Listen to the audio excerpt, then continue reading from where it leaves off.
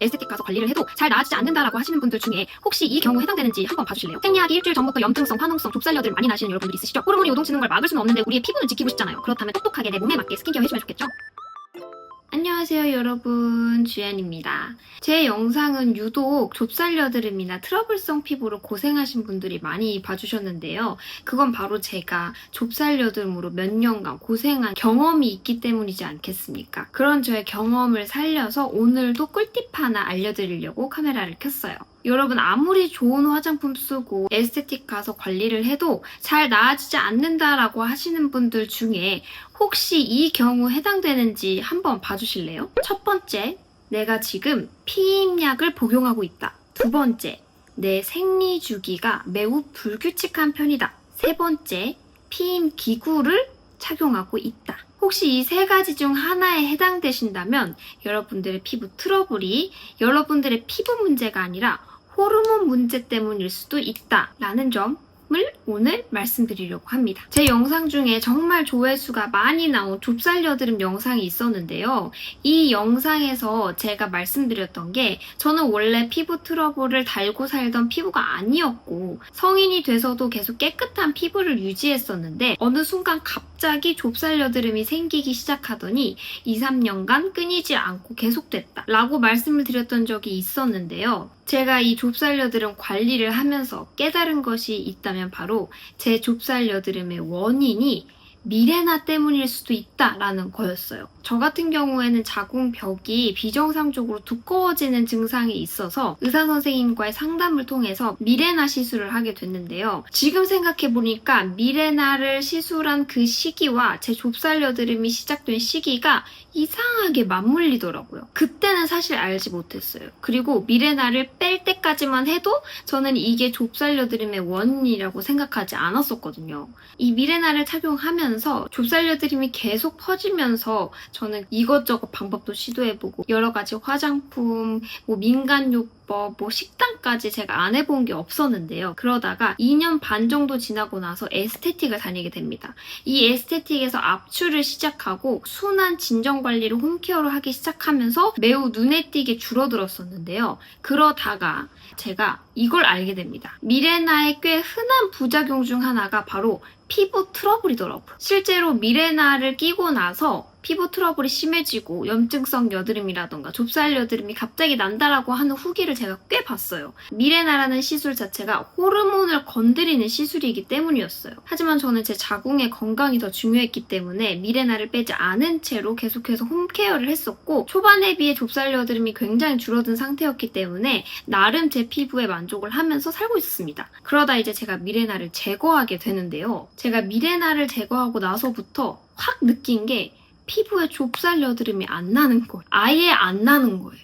좁쌀여드름이 잘 안 나서 한 달에서 한 달 반, 2달까지 압출의 간격이 늘어났었는데 이 미레나를 빼고 나서는 그냥 3달도? 4달도 압출을 안 해도 되는 상태가 되더라고요. 일단 미레나를 빼고 나서 피지 분비가 줄어든 느낌을 받았고 무엇보다도 염증성 여드름이 많이 줄어든 것도 느낄 수 있었어요. 그도 그렇게 이 미레나는요. 매일 소량의 레보노르게스텔이라는 항체 호르몬을 분출하는데요. 이 성분이 우리 몸 안에서는 안드로겐과 유사한 작용을 하기도 한다고 하더라고요. 이 안드로겐 수치가 자극되면 피지선이 폭발한다는 말이 있더라고요. 그렇게 되면 피부에 트러블이 부작용으로 나타날 수 있는 거죠. 그럼 이건 바로 우리 호르몬의 문제로 피부가 뒤집어졌다는 말이잖아요.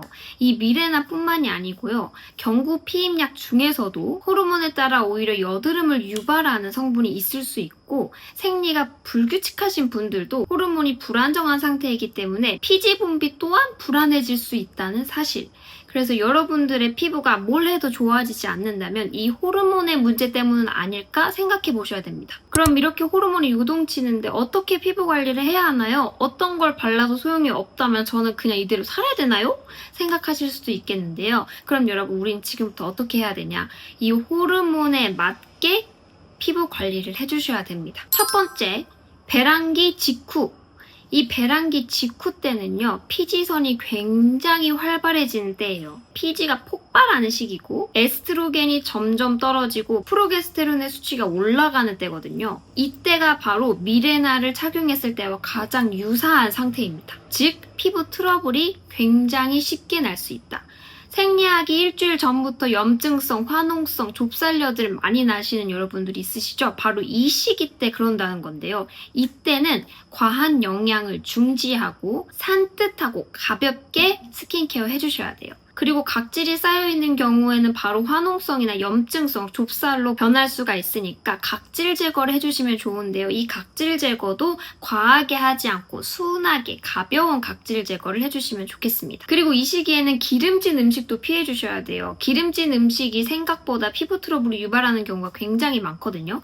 그리고 술, 이 염증성 여드름을 유발할 수 있는 기름진 음식이나 술은 배란기 직후부터 생리 일주일 전까지는 되도록이면 피해주시면 좋을 것 같아요. 그리고 생리 일주일 전이 되면 내가 벌써부터 몸도 조금 이상해지는 것 같고 으슬으슬하신 분들도 많으시고 PMS라고 하죠. 생리 전 증후군이 슬슬 오기 시작합니다. 이렇게 면역력이 떨어질 때는 바로 피부 장벽도 약해질 수 있는데요. 이때는 피부 장벽을 살려주는 스킨케어를 해주셔야 됩니다. 혹시 트러블이 난 상태라면 절대 압출하지 마세요. 피부 장벽이 무너진 상태에서 압출을 하게 되면 장벽이 오히려 더 쉽게 무너질 수 있기 때문에 그대로 진정 스팟 제품만 발라준 채로 가만히 두시고요. 이때 스킨케어는 장벽 크림과 함께 수분과 진정 라인으로 도배를 해주셔야 됩니다. 그리고 대망의 생리기간이 왔다. 이 생리기간이 왔을 때는요. 호르몬의 움직임은 좀 줄어들기 시작하지만 몸의 혈액순환은 떨어질 수 있거든요. 이때 열감 오를 수 있고 홍조 생길 수 있어요.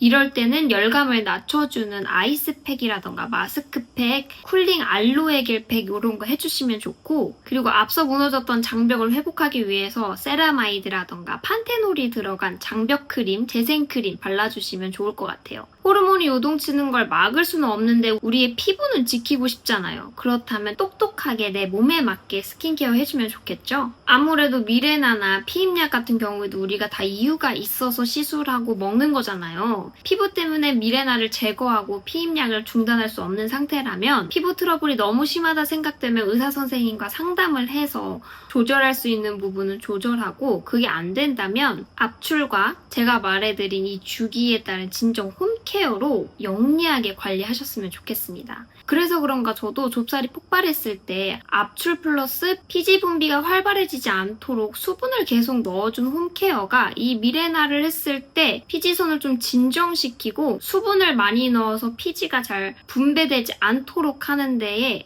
좀 영향을 줬던 것 같아요. 그래서 좀 좋아지지 않았나 싶거든요. 그러니까 여러분들도 여러분들의 이 호르몬 상태에 따라서 제가 말씀드린 홈케어 해보시면서 자극적이지 않은 방법으로 피부 지켜보셨으면 좋겠어요. 내 피부가 못나서가 아니라 내 몸속 호르몬의 신호일 수 있으니까요.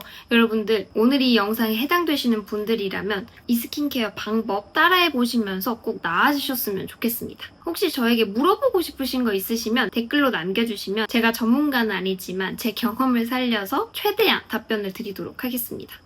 오늘의 영상은 여기까지고요. 저는 다음 주에 또 좋은 영상으로 찾아올게요. 오늘도 봐주셔서 감사하고 내일도 행복하세요. 안녕!